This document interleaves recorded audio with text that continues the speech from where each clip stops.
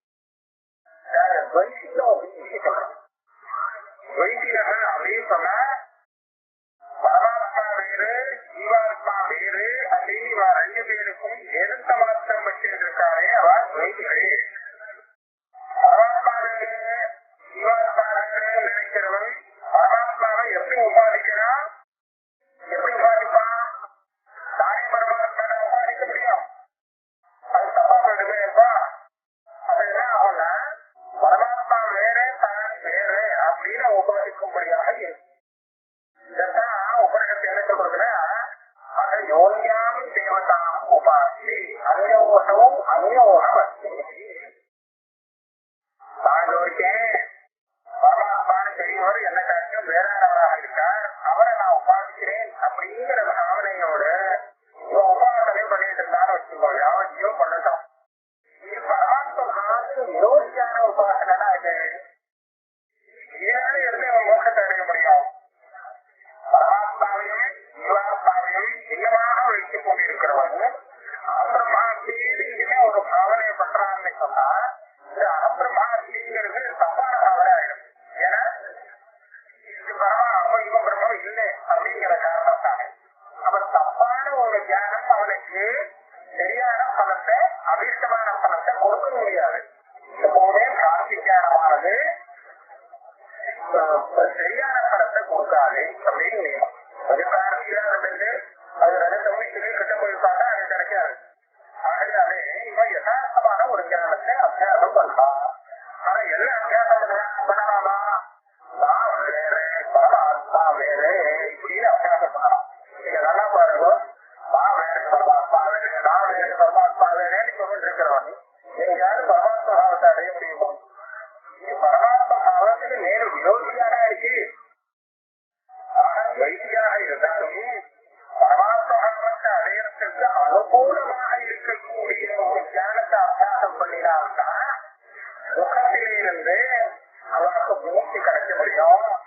அதுக்கு பதில் விபரீத ஞானத்தை அபியாசம் பண்ணிட்டு இருந்தாரு சொன்னா விபரீத ஞானத்தால அவனுக்கு என்ன எப்படி மூச்சு வர முடியும் அப்படின்னு கேட்கிறான். பரமாத்மாவுடைய ஞானாபியாசையில முக்கியமாக வைத்தினோபி பிரபுத்தியரும் பராத்மா விரோதினா அந்த காட்டில ஆத்மா வேறு அப்படிங்கிற வேறுங்கிற அந்த பத்மசிங்க அவனுக்கு அதுக்கு விரோதியாக இருந்து பிரம்மாசிங்கிற ஞானம் விரோதியாக இருந்ததுன்னா அது தப்பான ஞானம் இருக்கும். அந்த தப்பான ஞானம் இவர்களுக்கு மோட்சத்துல எதுவும் ஆக முடியாது. அவருடைய பக்கத்தை வச்சிருக்கலாம்.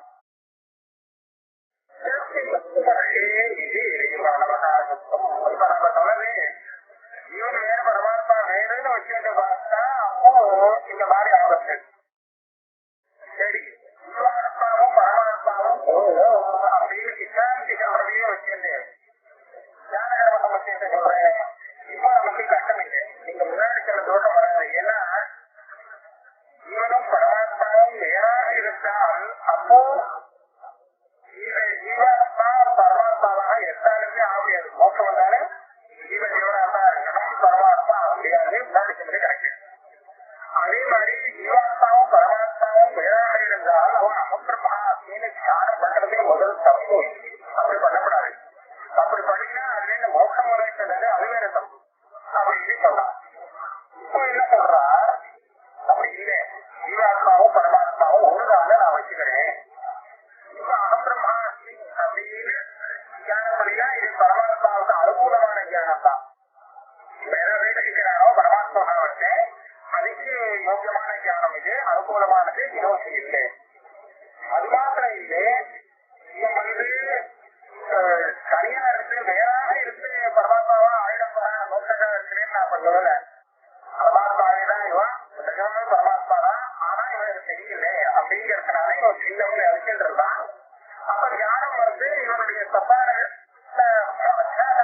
நிவர்த்தி பண்ணி கொடுத்தோம்னா எப்பவும் போல பரமாத்மாவா இருக்க போறான். அதையே சொல்றேன் அப்படின்னு ஒருத்தன் சொன்னாங்க வச்சுக்கோம். இதுதான் இதரத்தை வந்து பக்தி. இந்த பட்சத்துல விரிவானவன் நாடகம். இந்த பட்சத்தை எடுத்துக்கலாம், அது நியாயம்தான். ஆனா இந்த பட்சத்தை எடுத்துட்டா உங்களுக்கு ஞான கர்ம சமுச்சயம் பண்றதுக்கு வழியே இல்லை. ஏன்னா கர்ம விதி வராது. இப்படி ஒரு ஞானம் ஒருத்தனுக்கு கொடுத்தோம்னா அவனை வந்து அவனுக்கு கிடையவே கிடையாது. அவருக்கு விதிக்கிறதா ஞானம் வந்தவன் கர்மாவை பண்ண முடியாது. அப்ப ஞான கர்ம சமுச்சயம் வராது. யாருக்கு ஞானம் வரலையோ அவன் கர்மாவை அனுஷ்டானம் நல்லா பண்ணலாம். ஆனா அவர்கிட்ட ஞானம் இல்லைங்கிறதுனால ஞான கர்ம சமுச்சயம் அவசியம் இல்லை. ஆனா அஜ்ஞானிகள்டையும் ஞான கர்ம சமுச்சயம் இல்லை. யார் யாருக்காங்க சொன்னா அவன் ஞான கர்ம சமுச்சயம் இல்லை. ஆனா ஞான கர்ம சமுச்சயங்கிறது இல்லை அப்படின்னு அழுது கர்மணி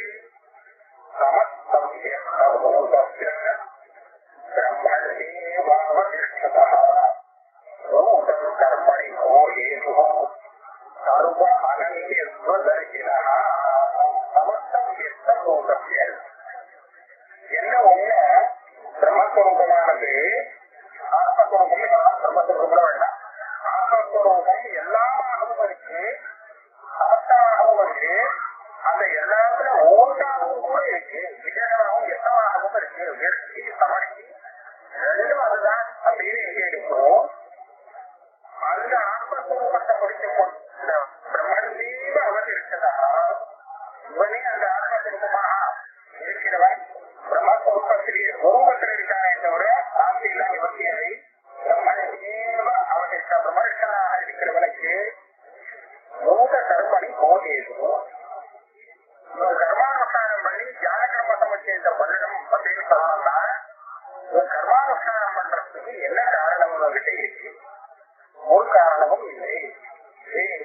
சர்வ அனன்யர்வ தரிசனா அதர்சினா எல்லாமே ஆத்மஸ்வரூபம் தான் அப்படின்னு இவன் பாத்துட்டு இருக்கான். இப்படி ஒரு தியானம் இருக்குன்னா வேத தியானமே அவனுக்கு இல்லை. வேத தியானம் இருந்தா தான் கர்மானுஷ்டானம் பண்ணும். கர்மானுஷ்டானம் பண்றதுக்கு நிறைய வேத தியானம் வேணும். ஒன்னு ரெண்டு இல்லை, ஏகப்பட்ட வேத தியானம் இருந்தாதான் அதை எல்லாத்தையும் வச்சு ஒரு கர்மானுஷ்டானம் பண்ண முடியும். அப்படி பண்றதுக்கு இவன்கிட்ட இவன் லாய்க்கு இல்லை. ஏன்னா இவன்கிட்ட வேத தியானமே இல்லை. அதனால எப்படி அவன் கர்மானுஷ்டானம் பண்ணுவான்? கர்மானுஷ்டானம் பண்றதுக்கு எப்படி அவன்கிட்ட காரணம் இருக்கு? ஒண்ணுமே இல்லை. சர்வ கர்ம நிமித்த சம்பவ அசம்பவாத்மா சர்வ கர்ம கரஸ்தம் பிராப்னோதி. இது மாத்திரம் இல்லை, கர்மானுஷ்டானம் எப்படி சொல்றாரு? கர்மானுஷ்டானங்கிறது வேதத்தில் விதிக்கப்பட்ட கர்மானுஷ்டானம். அதான் வேதத்தில் விதிக்கப்பட்ட கர்மானுஷ்டானம் எப்படி இருக்குன்னு சொன்னா வர்ண ஆசிரம அபிமானம் உள்ளவர்களுக்காக விதிக்கப்பட்டதாக இருக்கு. பிராமணனுக்காக அப்படின்னு சொல்லி சில கர்மாக்கள், சத்திரியனுக்காக சில கர்மாக்கள் விதிக்கப்பட்டிருக்கு, வைத்தியனுக்காக விதிக்கப்பட்டிருக்கு. இவெல்லாம் இதை மாற்ற முடியாது. பிராமணனுக்காக விதித்த கர்மாவிலே நாங்க பண்றேன் அப்படின்னு சொல்லி பிராமணனாக இல்லாதவன் அனுஷ்டானம் பண்றதுக்கு அதிகாரம் இல்லை. அப்படி பண்ணீங்கன்னா விபரீதம் வரும். அதே மாதிரி பரஸ்பரம் அவாவாளுக்கு விதித்தாச்சு சொன்னா பரஸ்பர அதிகாரங்கிறது கிடையாது. அதே மாதிரி ஆசிரமத்தை குறித்து சில கர்மாக்கள் விதிக்கப்பட்டிருக்கு. அதாவது ஆசிரமம் அப்படின்னு சொன்னா பிரம்மச்சாரி, கிரகஸ்தன், வானப்பிரஸ்தன், சன்னியாசி இவர்களுக்கெல்லாம் அதாவது அனுஷ்டானம் பண்ண வேண்டிய கர்மாக்கள் தனித்தனியா வீட்டு கொடுத்துட்டு சாப்பிடலாம். அப்படி இருக்கிறது ஒன்றரை நிபந்தனை நோக்கம் கிடையாது. இப்ப என்ன ஆகும்? இந்த சம்பூர்ணி எதெல்லாம் பண்ணலாம்? எண்ணெயில எடுத்துட்டு இருக்காங்க அப்படின்னு பாக்கணும்.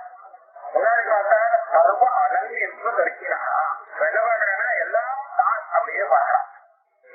என்ன வந்து எடுத்தாலும் அது பணம் தெரியுது, தான் அப்படின்னு தெரியுது, அப்படின்னு தெரியுது. அப்படி தெரியும் போது லோகத்துல பிராமணன் ஒருத்தர் இருக்கானே அவன் நான் தான் சொல்றான். கத்திரிக்கா இருக்கிறது அவன் இதே ஆத்மாதான், அதுவும் நான் தான் சொல்லுவான். இவன் சர்வ அனல்கிறதுக்காக இவன் தன்னை கத்திரியன்னு நினைக்கிறான். கத்திரியன் இவன் தான், பிராமணன் இவன் தான், வைத்தியம் இவன் தான் சொன்னா இவன் இனிமேல் என்ன காரியம் பண்ணலாம்?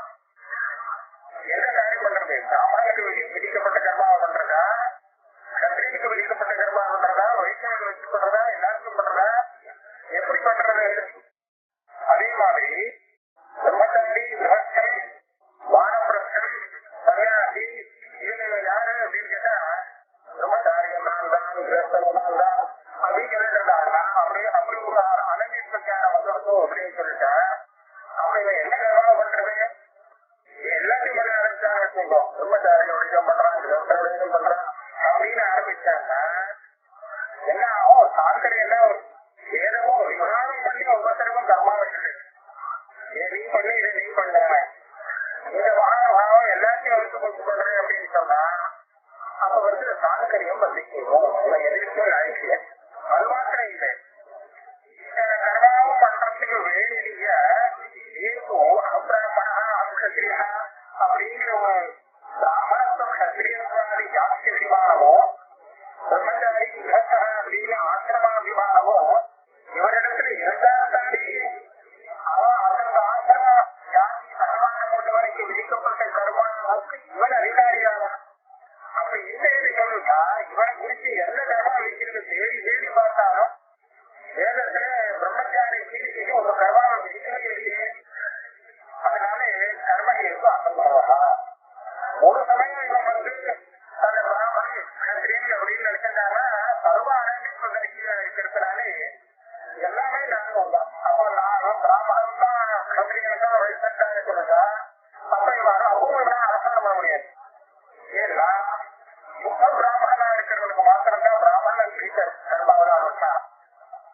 நான் கத்திரியனாவும் இருக்கேன் பிராமணாவும் இருக்கேன். அதனால ரெண்டு கர்மாவிலையும் எனக்கு அதிகாரம் இருக்குன்னா அப்ப என்ன ஆகும், ரெண்டு கர்மாவிலையும் அதிகாரி ஏறி சாஸ்திரம் நிர்ணயம் பண்ணி ரெண்டு கேட்டா இப்படி இதுவும் இருக்கு அதுவும் இருக்கு அப்படின்னு சொன்னா பிராமண ஜாதிக்காக சொல்லப்பட்ட கர்மாவில உனக்கு அதிகாரம் இல்லை. ஏன்னா நீ வெறும் பிராமணன் இல்லை, பிராமணன் கத்திரிக்கா அப்படின்னு சொல்ற. கத்திரிக்காரிக்கு இந்த கர்மானம் பண்ண அதிகாரம் உண்டானா அது கிடையாது. ஏன்னா வெறும் கத்திரிக்கா இருக்கிறவனுக்கு தான் அந்த கர்மா விதிக்கப்பட்டிருக்கு. இவன் இல்லாம இருந்துருக்கான்.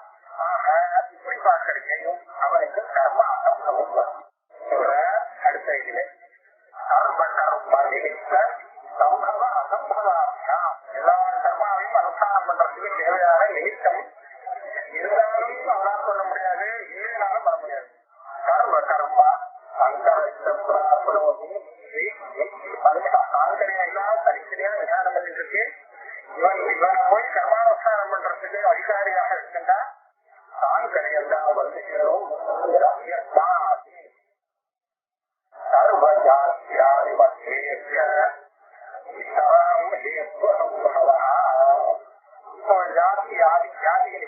பிராமணத்துவம் கத்திரியத்துவம் வைத்தியத்துவம் இவன் என்ன ஜாதியில சேர்ந்தவன் எல்லா ஜாதியும் சேர்ந்தவன் அப்படின்னு. அப்ப இவன்ட்ட எல்லா ஜாதியும் இருக்குன்னு ஆயிடுச்சு. அதே மாதிரி பிரம்மச்சாரி கிரகஸ்தங்கள் வானப்பிரஸ்தன் சன்னியாசி எதை சேர்ந்தவன் அப்படி எல்லாமே இதுதான் அப்படின்னு பார்த்தாக்க எல்லா. அப்ப என்ன ஆச்சு, சர்வ ஜாதி ஆதி மத்துவம் அந்த ஞானிக்கு வந்தது. அப்பனா அப்படின்னா இவன் கர்ம அனுஷ்டானம் பண்றதுக்கு லாயக்கில்லை. ஏன்னா இவனுக்கு அந்த அதிகாரம் வராது. கர்மான அனுஷ்டானம் பண்றதுக்கு வேண்டிய நிமிஷம் இவனிடத்துல இல்லை. எல்லா மதமும் நிமித்த வைக்கணும். எப்படி அனுபாதாய கர்ம நைவப்பிரவர்த்தனை. கர்ம விதியை பாருங்க. அந்த கர்மா வந்து எல்லா ஜாதியும் இருக்கிறத குறித்து ஒரு கர்மாவும் விதிக்கல. பிராமணனை குறித்து விதிக்கப்பட்டிருக்குன்னா அவங்க வெறும் பிராமணனா இருக்கணும். அவன்கிட்ட கத்திரிக்கம் இருக்கக்கூடாது. கத்திரியை குறித்து விதிச்சிருப்பதான் அவங்க வேற கத்திரி விசேஷமாக இருக்கணுமே கூட அவனை பிராமணன் இருக்கக்கூடாது. இப்படி பார்க்கறதுக்கு ஒவ்வொரு விசேஷத்தை பிரம்மச்சாரிக்கு விதிச்சான்னா அந்த பிரம்மச்சாரிக்கு விவசாயம் பிரம்மச்சாரி இருந்தாலும் அவன் லாய்க்கு. அப்படி பார்க்கறதுக்கு வெறும் ஒவ்வொரு விசேஷம் உபாதாய கர்ம விதிதான் சாஸ்திரத்தினால விதிக்கப்பட்டிருக்கு. விசேஷத்தை சொல்லாமல் கர்மாவை விதிக்கலையே. பிரம்மச்சாரிக்கு பிராமணனுக்கு கத்திரிக்கு அப்படியே அந்த விசேஷம் சொல்லாமல் யாரா இருந்தாலும் பண்ணலாம் அப்படின்னு சொல்லி ஒரு கர்மானுஷ்டானம் பண்ணது. கர்ம விதிக்கு விசேஷம் அனுபாதாய கர்ம நைவ பிரவர்த்தனை இருக்கவே இல்லை. அப்ப சொன்னா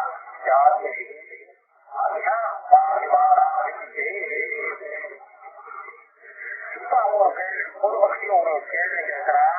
கவலைப்படாதோ நான் மொழி பண்றேன். இந்த தத்துவஞானியை காண முடியும். தத்துவஞானிக்கு ஆத்ம தரிசனம் ஏற்பட்டு இந்த ஆத்மா என்னவா தெரியுங்கிறவனுக்கு பிராமணனாவோ கத்திரியனாவோ தெரிய முடியாது. முன்னாடி கண்டபடி பார்த்தோம்னா பிராமணன் கத்திரியன் சரியா எல்லாமே தன்னிடத்துல தெரியணும். இங்கே ஒண்ணுமே ஒரு ஜாதி ஒரு ஆசிரமம் எதுவுமே இருக்கிறதா தெரியக்கூடாது. நான் அது ஒரு வழி பண்றேன். இவருடைய சரீரத்துல என்ன ஜாதி இருக்கு, ஆத்மாவில என்ன ஜாதி இருக்குன்னு பார்க்க வேண்டாம். ஆத்மாவில ஒரு ஜாதி இல்லையே வாஸ்தவம். ஆனா இந்த சரீரத்திலே அவனுக்கு ஏதோ ஒரு ஜாதி தான் இருக்கும். அதாவது பிராமணனா பிராமணன், கத்திரினா கத்திரின். அதே மாதிரி ஆசிரமத்துல ஏதாவது ஒரு ஆசிரமம் தான் சேரும். பிரம்மச்சாரி ஏதாவது ஒண்ணுதான் வரும். எல்லாமே சேர்ந்து வராது. இவருக்கு வேணும்னா ஆத்மா ஒன்னா இருந்தாலே பிராமணனாக இருக்கிறவங்க, கத்திரிகளாக இருக்கிறவங்க, பிரம்மச்சாரி கிரகஸ்தன் அது எல்லாம் ஒரே ஆத்மாவானத்தாலே எல்லாமாக இவன் இருக்கான்னு சொல்லலாம். ஆனா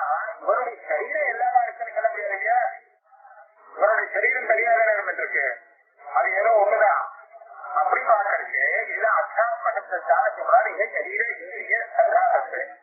இவருடைய சரீரேந்திரிய சங்காரங்கிறது மற்றவர்களுக்கு தனியா இருக்கிறதுனாலே அந்த சரீரேந்திரிய சங்காரத்துக்கு என்ன ஜாதின்னு பாத்துக்கிறது, என்ன ஆசிரமம்னு பாத்துக்கிறது. பார்த்தீங்கன்னாக்கா அதை வச்சு இந்த கர்மாவை பண்றது அப்படின்னு தீர்மானம் பண்ணிக்கலாம். இப்ப சாங்கரியம் இல்லை, எந்த கர்மா பண்ணாலே கவலைப்பட வேண்டாம். இவருடைய சரீரம் எந்த கர்மா பண்றதுக்கு யோக்கியமான ஜாதி உடையது, எந்த கர்மாவை அனுஷ்டானம் பண்றதுக்கு யோக்கியமான ஆசிரமத்தினுடையது அப்படின்னு பார்த்து தீர்மானம் பண்ணிக்க வேண்டியது. இவருக்கும் அந்த சரீரத்துல அபிமானம் இருக்கிறத வச்சுதான் அந்த ஜாதி அந்த ஆசிரமத்தை சேர்ந்தவன் அப்படின்னு அவன் அந்த தத்துவஞானிய கண்டுபிடிச்சிடலாம். அப்படி கண்டுபிடிச்சதுக்கு அப்புறம் இவன் என்ன காரியம் பண்ணாங்கிறது இப்ப சாஸ்திரத்தால கழிக்கப்படும்.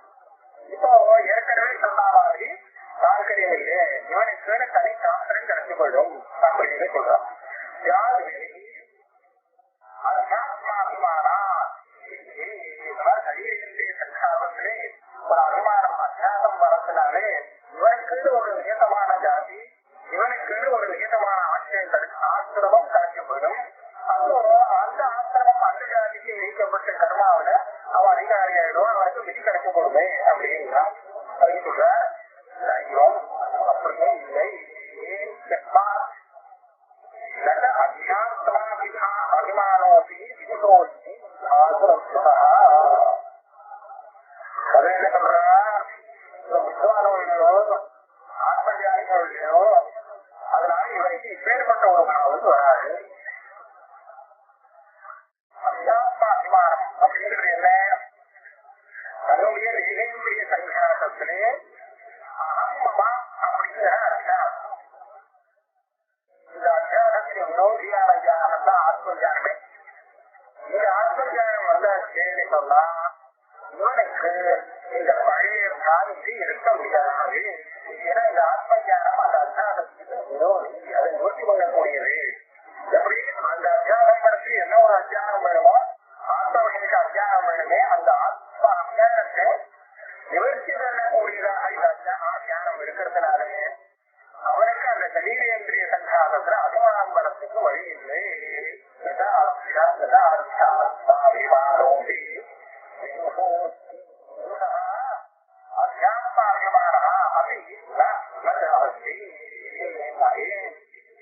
அது பாருங்க பண்ண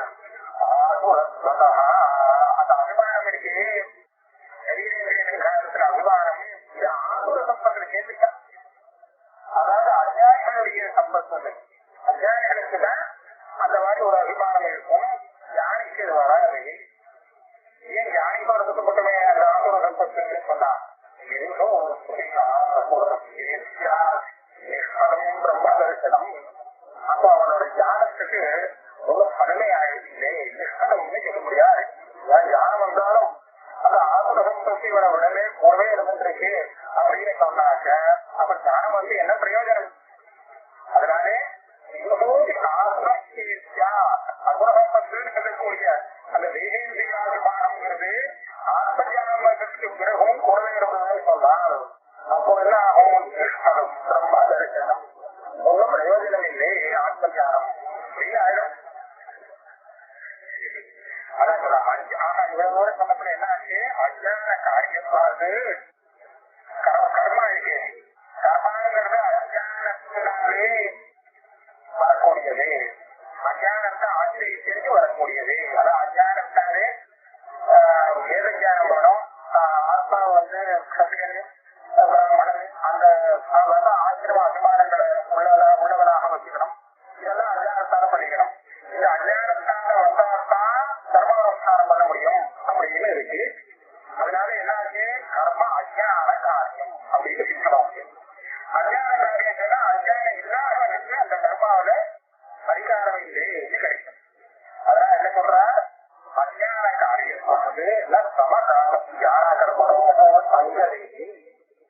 சங்கத்தினா சேர்க்கை, ஞானமும் கர்மமும் ஒரே சமயத்திலே அந்த வித்வானிடத்திலே சேர்ந்து இருக்கும். இது முடியாது.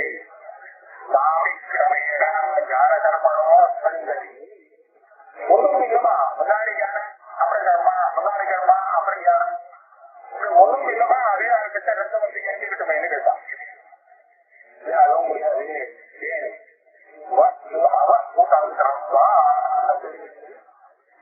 கர்மாங்கிறது வஸ்துதந்திரம் பா.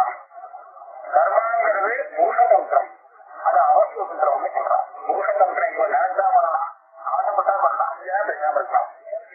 யானை இவனுக்கு அறியாமலே பிரமாண வஸ்துதந்திரம். அது பிரமாண வஸ்துதந்திரம் அப்படின்னா வஸ்து இருக்கு, பிரமாணம் இருக்குன்னு சொன்னா பிரமாணமும் வஸ்துவும் சேரும் போது இருக்கிறபடி தெரிஞ்சுக்க முடியும். இவன் நினைச்சதுக்காக வேற மாதிரியா அந்த ஆத்மாவை தெரிஞ்சுக்க முடியாது. இங்க ஆத்மாங்கிறது வஸ்து, அது எப்படி இருக்கு வாஸ்தவத்துல அப்படின்னு கேட்டா இந்த ஜாதி ஆசிரமாதி ரகிதமா தான் இருந்துருக்கு. இதுதான் அதனுடைய யதார்த்த ஸ்வரூபம். இப்படிப்பட்ட ஸ்வரூபத்தை எந்த பிரமாணம் காண்பிக்கிறது? உபனிஷத் பிரமாணம், சப்த பிரமாணம் காண்பிக்கிறது. சப்த பிரமாணம் இவங்கிட்ட இருக்கு, இந்த ஆத்மாவும் இருக்குன்னு சொன்னா இவனுக்கு அந்த பிரமாணத்தான எப்பேற்பட்ட ஆத்ம ஜானம் வரும்? இவன் நினைச்சாலும் கர்த்தாத்ம ஜானம் வராது. ஏன்னா பிரமாண வஸ்து பரதந்திரம் தெரியாம இவன் இந்த மாதிரி எனக்கு அப்படின்னு ஒரு ஆத்ம ஜானம் இந்த பிரமாணத்திலிருந்து வரட்டுமே, நான் ஜாத்தியாதி உள்ளவன் அப்படிங்கிற ஞானம் எதையில வரணுமே ஆசைப்பட்டாரோ ஆசைப்பட்டதுக்காக வராது. ஏன்னா இவனுக்கு இடம் இல்லை. பிரமாணமும் வஸ்துவும் சேர்ந்து அது எப்படி இருக்கும் அப்படி யதார்த்த ஞானத்தை உண்டு பண்ண முடியாது, மாற்ற முடியாது. அதனால ஞானம் வர்றதுதான் அதை வாசி இருக்கு. சரி, கர்மானுஷ்டானம் அதை வாசிக்கலாம், பண்ணணும்னு தெரியுது. எல்லாரும் இஷ்டம் ஆசை வந்தா பண்ணலாம், இதெல்லாம் பண்ண முடியாது. பண்ண முடியாது. அதனால கர்மா எப்படி இருக்கு? அவஸ்துதந்திரம்.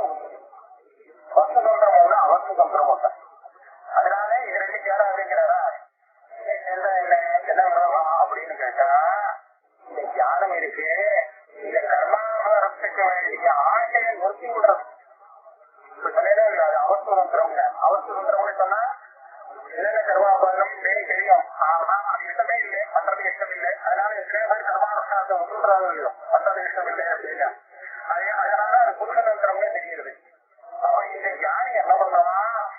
இவரும் அதே மாதிரி பண்ணுவான். என்ன இஷ்டம் இல்லை, ஆனா ஏன் இஷ்டம் இல்லை அப்படின்னு கேட்டா, ஏன் இஷ்டம் இல்லைன்னு சொன்னா ரெண்டு இவன் சொல்ற காரணம் வேற.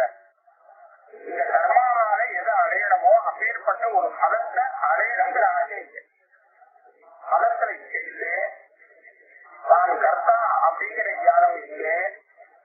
இந்த கர்மாவை பண்றதுக்கு எந்த விதி சொல்லிருக்கோ அந்த விதி என்ன பார்த்து சொல்லல அப்படின்னு அவன் தெரிஞ்சுக்கிறான். தனக்கு ஒரு விதி இருக்குன்னு தெரியுது. இப்படிலாம் பார்க்கறதுனால இவன் செய்ய மாட்டான். கர்மானுஷ்டானம் செய்ய முடியாது. அப்படி இருக்கும் போது இருக்கிறதுனால ஞானம் வந்ததுக்கு அப்புறம் இந்த வேலை கழிச்சு கர்மானுஷ்டானம் பண்ணிக்கணுமே அப்படின்னா பண்ண முடியாது. முன்னாடி ஞானானுஷ்டானம் பண்ணி கர்மானுஷ்டானம் பண்ணிட்டும் அப்புறம் ஞானத்தை சம்பாதிச்சுக்கிட்டமே சொன்னா அது வந்து பரவாயில்லைன்னு ஒத்துக்கலாம். ஏன்னா அதுக்கு முன்னாடி பண்ணக்கூடிய அந்த கர்மானுஷ்டானம் இருக்கு, அது ஞானம் வரத்துக்கு காரணமா இருக்கு. அதனால இன்னும் சின்னமா அவசியம் பண்ற காலத்துல முன்னாடி கர்மானுஷ்டானத்தை பண்ணி அதுக்கப்புறம் ஞானத்தை சம்பாதிச்சுன்னு பேசாம இருக்கா அப்படின்னு சொன்னா இது அவசியம்னு தேவையில்லை. ஏன்னா கர்மானுஷ்டானமே ஞானமும் சேர்த்து எந்த ஒரு காரியத்தையும் சாதிக்கல. அதனுடைய வேலை தனியா இருக்கு, இதனுடைய வேலை தனியா இருக்கு, ரெண்டு சேர்ந்து வேலை செய்யல. அதனால இதுக்கு சமுச்சயம்னு பேரு கிடையாது. ஆக எப்படியா இருந்தாலும் ஞான கர்ம அவசியம் இல்லை அப்படிங்கிறது சித்தமாச்சு. இந்த விதத்துல ஞான கர்ம சமயத்தை நல்லாவே நிராகரணம் பண்ணி முடிச்சுட்டார். இருந்தாலும் ஒரு குரு மகிழ்ச்சி இந்த குருகுலமான ஒரு மொத்தமும் காசம் அவருக்கு ரொம்ப துர்வலமான ஒரு யுக்திய வச்சுட்டு மறுபடியும் நடந்து விடுறான். கொஞ்சம் ஞான கர்மத்துக்கு நடந்து விடலாமே அப்படின்னு கேட்கிறான். அவங்க அவன் சொல்ற யுக்தி எப்படி இருக்குன்னு சொன்னா, குசம் காசம் அவர் அந்த குசகாச அவலம்பனம் நதியில பெரிய பிரவாகம் அடிச்சு தெளிஞ்ச பொருள் அப்படி போயிட்டு இருக்கிறது ஒருத்தன் உணவுக்காக இப்ப இவன் தன்னை காப்பாற்றிக்கிறதுக்கு ஏதோ அபேட்சிக்கிறான். அங்க பார்த்தா ஏதோ ஒரு புல்லு கிடைச்சது மருத்துவ. சரி, இதை முடிச்சுட்டு பிடிச்சோம்னா அது இவனை கொண்டு வர முடியும். ஏன்னா அதுவே முதல்ல துர்பலம். அந்த குட்டமும் காட்டமும் முதல்ல வரவே அதை முடிச்சுட்டு இவன் கரையேறேன் அப்படின்னு நினைச்சான்னா சுத்தமா முடியாது. அதற்காகவே பிரபலமான சாட்சியாதிகளை பிடிச்சிருந்தாங்கன்னா பெரிய மரத்தை பிடிச்சிருந்தாங்கன்னா ஒரு பையன் குடிக்கிறதுக்கு வழி இருக்கு. ஆனா குஷகாசங்களை குடிக்கின்றாங்கன்னா ஒன்றும் பிரயோஜனம் இல்லை. ஏன்னா அது அஜித்து கொடுக்கலாம். அதனாலே அதை குடிக்கிறது எல்லாரும் ஒன்றும் பிரயோஜனம் இல்லை. இருந்தாலும் இந்த 3 வருஷம் ஒரு குஷகாசாமிரமா ஒரு அந்தமான யுக்திகளை சென்று இந்த மாதிரி திரும்பி யாகம் கேட்டு சொல்றேன் அப்படின்னு சொன்னால் அதையும் நிராகரணம் பண்றா மேலே.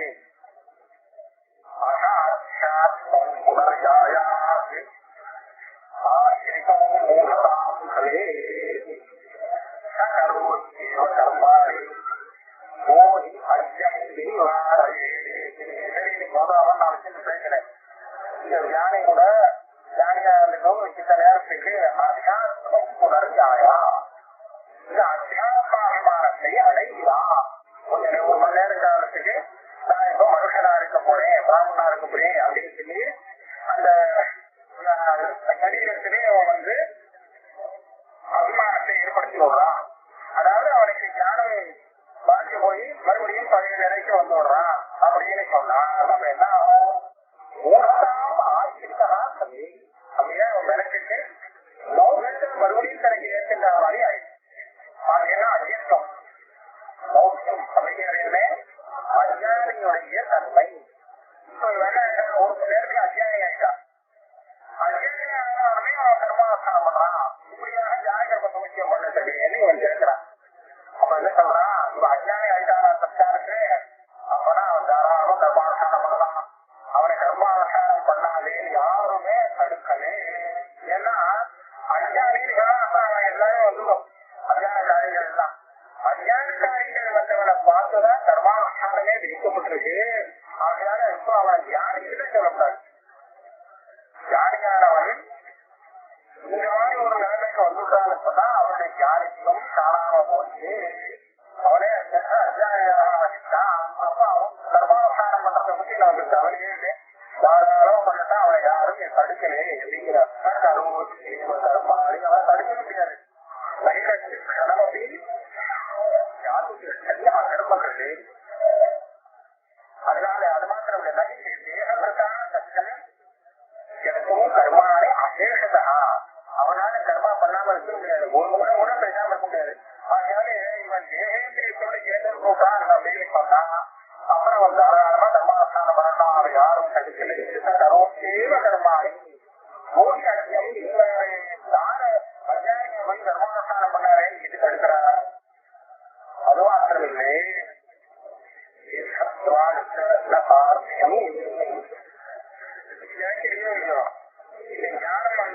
ஞானம் கொஞ்ச நேரத்துல வளர்ச்சி போடும், ஒதுக்க போடும், உடனே பழைய நிலைக்கு வந்துடுவான். 3 வருஷம் மாறி அதுக்கப்புறம் மறுபடியும் அதே மாதிரி எல்லாம் பண்ணிட்டமே கர்மாவசானம் பண்ணதுமே கேள்வி. ஆனா அது அந்த கேள்வி கேட்கல. ஏன் கிடைக்கலன்னா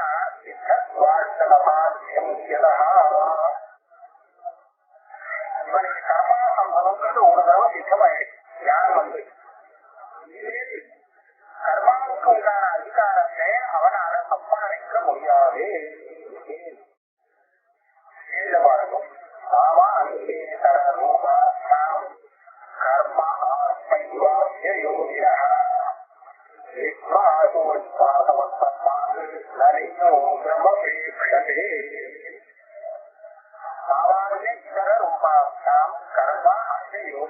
ஆத்மா என்ன பார்க்கலாம்? சர்வ ஜகத்தையும் ஆத்மான்னு பார்க்கிறான். ஆத்மாவோட தனியா ஒண்ணும் இல்லைங்கிறான். அப்ப இவன் கர்மாவை எப்படி பார்ப்பான்? கர்மாவும் அவனுக்கு ஆத்மாதான்.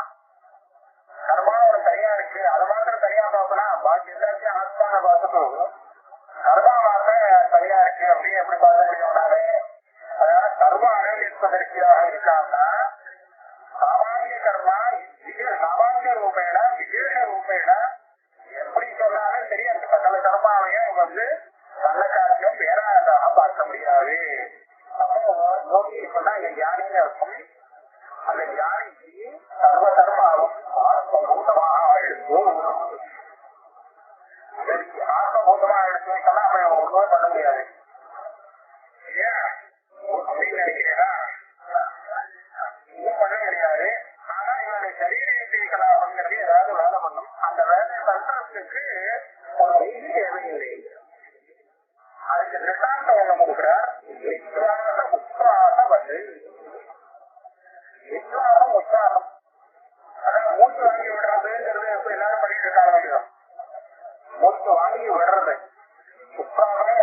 விஸ்வாசம் ஒண்ணு. விஸ்வாசம் விஸ்வாசம் எப்படின்னா இழுக்கிறது, விஸ்வாசம் தான் வெளியில விடுறது, மூச்சு வாங்கி வெளியில விடுறது.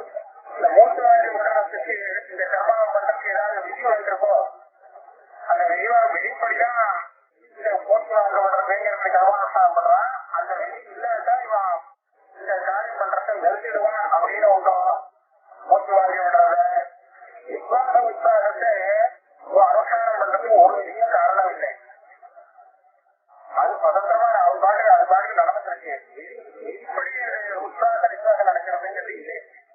விஸ்வாசம்ங்கிறது ஜீவனையும் யந்திரம் அப்படிங்கிறது ஒரு பிரயத்தனம் இருக்கு. பிரயத்தனம் ஜாஸ்தி பண்றதுங்க, அதுக்காக சொந்தமா யந்திரம் பண்றாங்கன்னு முடியல. அது ஜீவனையும் யந்திரம்னு ஒரு அதிர்ஷ்டத்தினால நடக்கிறது. அதனால மூச்சு காத்து கொண்டு வந்துட்டு இருக்கு.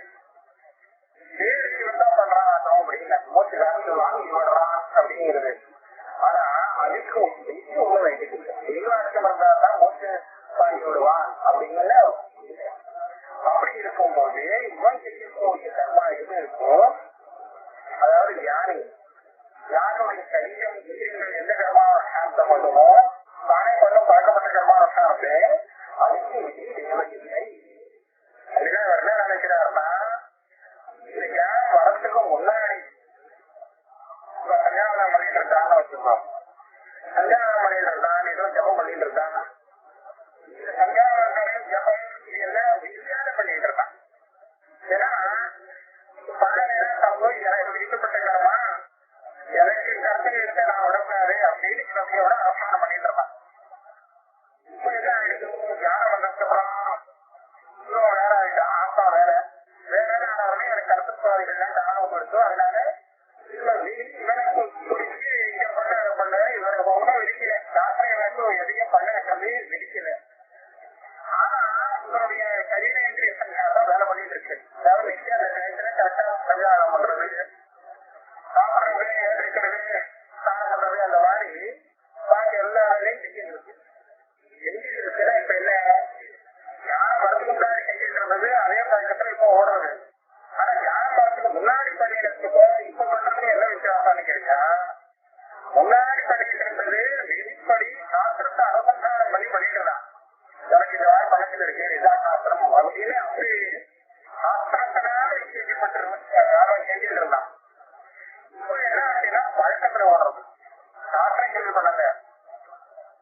இப்ப என்ன ஆச்சு, இந்த உட்பாத விசுவாசம் வந்து அது பாட்டு சாஸ்திரம் இல்லாமலே விதி இல்லாமலே நடந்திருக்கும், தாரம் நடந்திருக்கும் பழக்கத்துல. அதை போல இவன் ஏற்கனவே பண்ணிட்டு இருந்த சமஸ்காரங்களாக காரியங்கள்லாம் அதை அனுபவிச்சுட்டு அது நடந்துட்டு இருக்கு.